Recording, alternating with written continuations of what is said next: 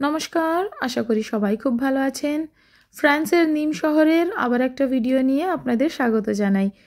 তবে আজকে আমি শহরটা দেখাবো না, আজকে আপনাদের দেখাবো যে এইখানে অ্যাপার্টমেন্টের ভেতরে আমরা কি রান্না করি।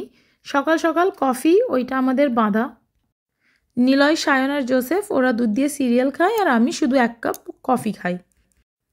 এই কফির বোতলটা আমেরিকা থেকে আমি বয়ে এনেছি আমার সাথে, কারণ আমার নতুন জায়গায় নতুন কফি খাওয়ার খুব একটা শখ নয়। কফিটা আমি যেইটা খাই, যেটা ভালোবাসি, সেইটাই যেন সবসময় আমার সঙ্গে থাকে, এরকম একটা ব্যাপার। হাই বলে দাও।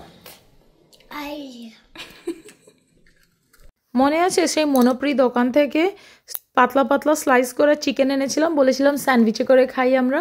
চলুন আপনাদের দেখাই যে ওই স্যান্ডউইচটা আমি কিভাবে বানাই। এইখানে আগে অল্প বাটারে এই পাতলা পাতলা চিকেনের স্লাইসগুলো ভালো করে ভেজে নিই আমি হাই ফ্লেমে, কারণ জোসেফের ডক্টর আমাদের বলে দিয়েছে যে ওর জন্য মাংস, এই ঠান্ডা মাংসগুলো ঠান্ডা না খাওয়াই ভালো, হাই ফ্লেমে গরম করে খাওয়া ভালো, যেহেতু ওর হার্ট ট্রান্সপ্ল্যান্ট হয়েছে।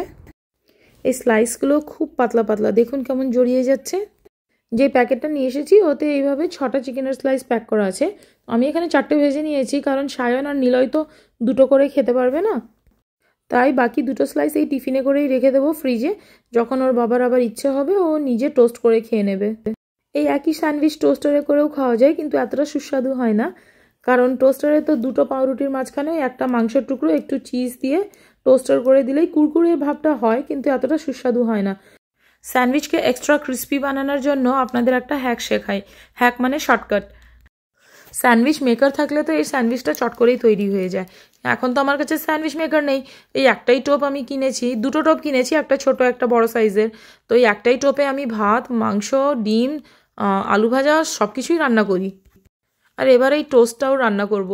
তো একটা পাউরুটির স্লাইসের ওপরে চিকেন, তারপরে চিজের স্লাইস, আর এর ওপরে একটুখানি মেয়ো দিয়ে দিচ্ছি।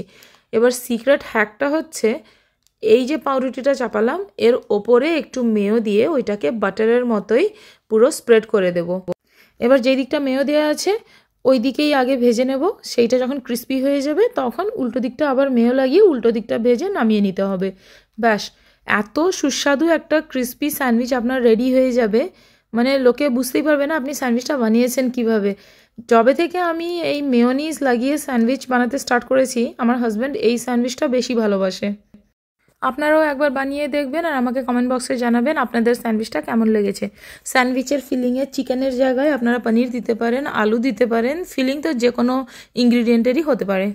লো ফ্লেমে প্রায় 2 মিনিটের মতো সময় লাগে, ক্রিস্পি হয়ে যায়। আর তারপরে আমি এইটাকে ঢাকনে উল্টিয়ে, আমার হাতে একটু ছ্যাঁকাও লেগে গেছিলো, বুঝতে পারিনি এতটা গরম হয়ে গেছে। ঢাকনে উল্টিয়ে আবার এটাকে ও পিঠে ভেজে নেব। হাতে আমার এত জোরে ছ্যাঁকা লেগে গেছে আর মেয়ো দিতেও ভুলে গেছি, থাক এমনিও ভালোই হয়। চলুন, একটা স্যান্ডউইচ রেডি হয়ে গেছে, বাদবাকি স্যান্ডউইচগুলো এইভাবেই রেডি করে নিই। আজকের এই ব্লগটা এইখানেই শেষ করছি, একেবারে ছোট একটা ব্লগ। আশা করি আপনারাও একটা নতুন জিনিস শিখেছেন। এই হ্যাকটা যদি আপনারা আগেই জানতেন আমাকে কমেন্ট বক্সে তাও জানাবেন। ফ্রান্সে এই যে 1 মাস আমরা আছি, আমাদের বেশিরভাগ দিন নাস্তা আমরা এই চিকেন স্যান্ডউইচই করি। স্যান্ডউইচটা যাতে খেতে সুবিধা হয় এইভাবে 4 ভাগ করে কেটে দিচ্ছি চাকু দিয়ে। এই ভিডিওটা শেষ অবধি দেখার জন্য আপনাদের অসংখ্য ধন্যবাদ জানাই। ভিডিওটা কেমন হয়েছে কমেন্ট বক্সে জানাবেন।